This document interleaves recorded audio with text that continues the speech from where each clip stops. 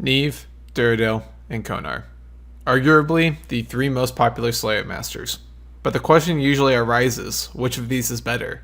And depending on how you prefer to train Slayer / what do you prefer to get out of training Slayer, this will vary which Slayer master you choose. Is Duardel the best Slayer master? Or is Nieve / Steve, depending on how far along you're on your progression, better than Duardel? And how does the new challenger Konar stack up against the two OGs? Hopefully this video will help you make a decision for yourself based on the information given. Before we jump into the video though, in the description I will have timestamps to go through this video as usual, but I will also have a straw poll in the description. I have a couple different series ideas, and I want to see if you guys, the viewers, would be interested in seeing that content. So please take a couple seconds and look at the poll and cast your vote if you feel willing to. Keep in mind that this content will not deter from any of the normal content that I put on my channel. This will just be supplemental content in addition to kind of things like the Max Cape videos as well. Alright, hope you guys enjoy the video. First off, let's discuss the requirements for each Slayer Master and their location / ease of access. Ease of access may not seem like a huge factor in Slayer Masters, but over the course of time, either having to switch spellbooks to NPC contact or to travel out of your way to a Slayer Master can add up over time. Do keep in mind though, if you anticipate on not using magic frequently whilst training Slayer via the use of like Fire Wave or Bursting or Barraging or whatever, consider staying on Lunars and using NPC contact so you don't have to worry about traveling to these different Slayer Masters. As a catch though to NPC contact, if you do use NPC contact, you cannot use it to cancel a task. Let's first start off with Nieve. She has no Slayer requirements, requires 85 combat though. She is located just west of the bank in the Gnome Stronghold, just outside the Gnome Stronghold Slayer Cave. The easiest way to get to Nieve is via a Slayer Ring teleport. However, it is also easy to get to her using the Spirit Trees to go to the Tree Gnome Stronghold, as well as using the Royal Seed Pod that you get from Monkey Madness 2 as a quest reward.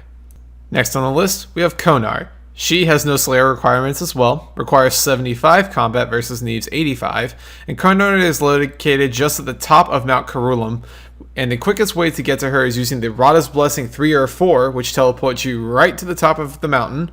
Alternatively, you can also use a Fairy Ring code, CIR, to teleport just south of Mount Carullum, and then use a couple agility shortcuts to get up to the top. You can also teleport to the Farming Guild with a Skills Necklace or a Farming Cape and run to the northeast to get to her. And you can also use a Battlefront teleport found on the Archaea spellbook. And the man of myth, the legend himself, Duardel. Requirements, 50 Slayer and 100 combat. Only Slayer Master to have a Slayer requirement. Duardel is located in the southeast corner of Shiloh Village, and the quickest way to reach him is via the use of the Karamja Gloves 4 teleport, as they teleport you literally next to him. The other methods of getting to Duardel include talking to the Shiloh Village cart near the Brimhaven Fruit Tree patch, or teleporting to the underground gem mine with the Karamja Gloves 3 and then run to Duardel from the mines. There is alternatively a Fairy Ring code just to the northwest of Shiloh Village, but it is an incredibly long process to run from that Fairy Ring to Shiloh Village, so I would not recommend using that. With the requirements out of the way, we can discuss how many points you will get per task completed with each master. For Nieve, you will get 12 points for each task, or 15 if you've completed the Western Province Elite Diaries. Duardel will give you 15 points for each task, and this does not change based on the completion of any diary. And Konar will give you 18 points per task and 20 points per task if you have completed the Kepis Lowland Elite Diaries. So now we know what is all required to use each Slayer Master, as well as how many points to get from them, as well as also knowing how to get to all of them. Well, at least the most common ways of reaching them. But now begs the question, which one should I use to train Slayer? And to that, I'll break it down into two more questions to keep in mind. Do you prefer to gain money when training Slayer, or do you prefer to get the most experience possible when training Slayer? Think of these two questions as if they were on a spectrum, with a slider that you can move in between the two, kind of like how you can change the settings. On one side of the spectrum, you have that sweet GP, and on the other side, you have that dank experience gain.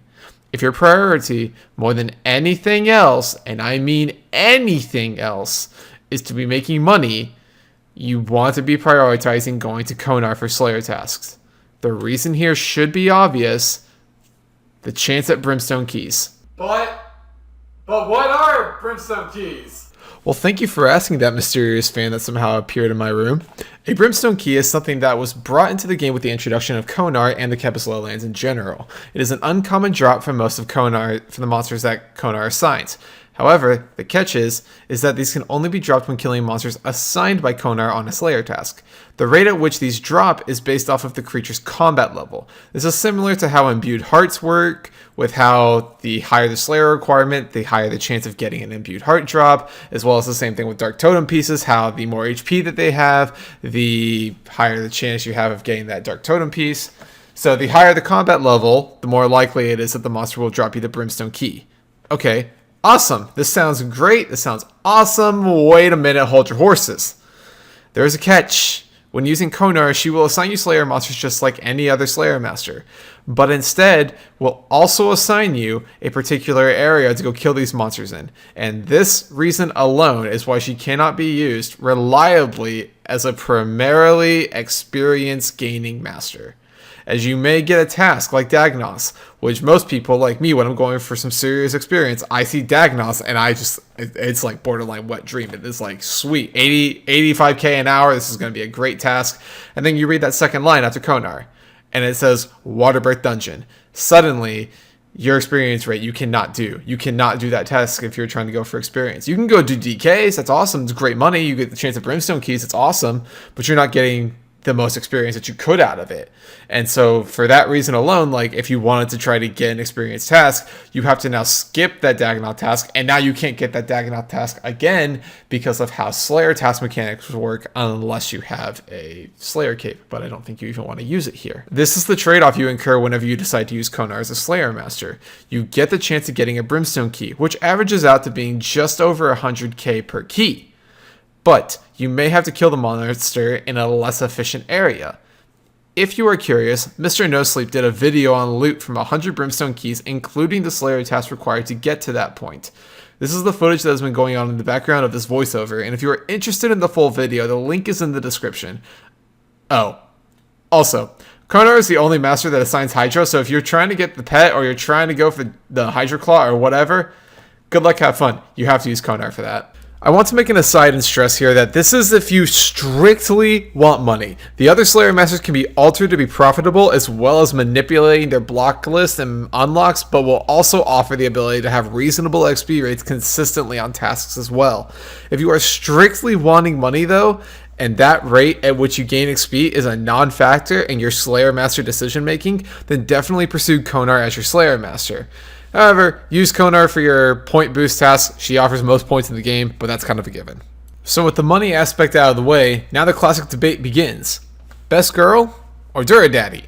The answer seems pretty clear in favor of one of them, but I'm going to be different and offer an argument in favor of both of them as well. At the basis of this argument resides one question, and only one question really. Do you prefer variety in your Slayer training or not?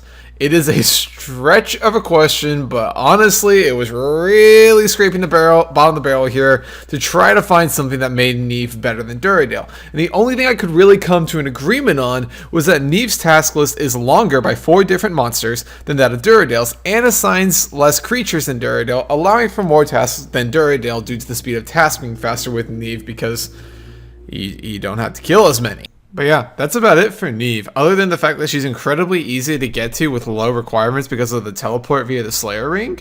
She does not have the best tasks, and even her higher weighted tasks are not the best. Yes, she has Tizar's weighted at a 10, but so does Duradel. And Duradel also has boss tasks and Abyssal Demons weighted at a 12 versus Nieve at an 8 and 9 respectively.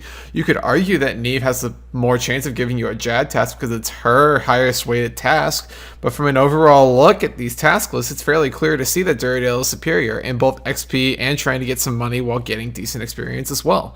The nice thing about Duradel is the flexibility of his block list. He has a great block list if your goal is to get XP, which I've gone over in the past, but if you don't remember or never saw the video, the efficient block list for Duradel is Abbey Demons, Hellhounds, Cave Kraken, Greater Demons, Bloodvells, and Gargoyles. You can at me all you want, I'll be happy to explain it to you, but that is the efficient block list. However, you can easily alter this block list if your goal is to get money by First, unlocking boss tasks, of which he is weighted at a 12, and by blocking Bloodveld's Call Fights, Red Dragons, Suka, Worms, and Fire Giants, as these are the highest weighted tasks that offer lower GP. However, if you want to do one of these, you can easily trade them out with something else on Duardel's task list by looking it up on the OSRS wiki and sort it in descending order by task weight. I'll actually have that in the description for you guys. Duardel just offers so much in versatility in terms of getting the most experience while at the same time being able to alter his task list to give you the more profitable tasks as well. I should note they are profitable if you're willing to do some of the boss alterations, things like DKs for Dagonos, Thermi for Smoke Devils, Serve for Hellhounds, you get the point. It used to be that Nieve was better if you were cannoning and Duardel was better if you weren't. Since then, this has changed to making Duardel better in almost all situations. This is primarily due to his weighting on Necroils, Smoke Devils, and Dust Devils. Necroils and Smokes are weighted at a 9 and Dust Devils are weighted at a 5, whereas on Nieve they're weighted at a 7, 7, and 6 respectively. The higher weighted tasks for some of the best experienced tasks in the game, you have to go with Duardel. The only way that I could see Nieve being better than Duardel would be that if you wanted to get a higher variety of tasks, since you can go through tasks faster due to a lower monster count. But in terms of what most people want out of training Slayer, this is a non-factor and shouldn't be considered when picking a Slayer master. However, it should be noted that Nieve is incredibly easy to get to, like I mentioned earlier, with Slayer rings, or just with the Spirit Tree as well, which makes it quick to get a new task from her, as well as her location being right next to a Slayer dungeon. So in summary, Duardel is better in almost like 90% of all situations where money isn't your main driver when training Slayer. However, if you do not have access to a lot of methods of teleportation to get to different Slayer areas quickly, you may want to consider using Nieve, since her location allows you to not have to move around as much to go kill monsters for your tasks. This is the only real draw that I can see Nieve, being that you don't have to teleport around a lot, but it's minor. So there you have it. Konar, when you really want to be making money from Slayer. Nieve, when you want some variety in your life, because you know, variety is the spice of life. And Duardel for like everything else, it seems. I hope you guys enjoyed this video. I did put a lot of editing into this video, so I hope you guys did enjoy it. And if you did, please give it a like. I'll have links to all the Slayer Master task lists in the description so you can make your own block list as needed. Hope you guys did enjoy the video, and if you did, remember to give it a like, subscribe if you want more content from the channel, and links to all my socials are in the description as well. Also, the straw poll as well in the description. If you would please vote on that, I would greatly appreciate it. Have a great morning, afternoon, evening, night, whatever time of day it is, and I'll catch you guys in the next video.